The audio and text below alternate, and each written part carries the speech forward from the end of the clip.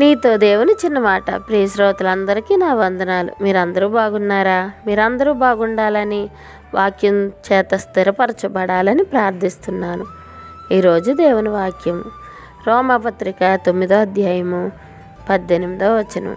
కావున ఆయన ఎవనిని కనికరింపగోరునో వానిని కనికరించును, ఎవని కఠినపరచగోరునో వాని కఠినపరచును. ప్రియా దేవుని బిడలారా, ఆయన ఎవనిని కనికరింపగోరునో మనసు మార్చుకొనక పాపంలో కొనసాగగోరి రక్షణను నిర్లక్ష్యం చేసే వారి పట్ల దేవుడు తన హృదయాన్ని కఠినపరుచుకొనున్నట్లే మనసు మార్చుకొని యేసుని తమ రక్షకునిగాను ప్రభువుగాను విశ్వసించే వారి పట్ల ఆయన కనికరం చూపాలని కోరుతున్నాడు.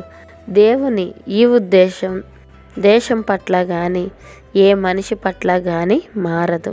ఇట్లు మీ సహోదరి భాగ్యం. మరణాత. షలోం.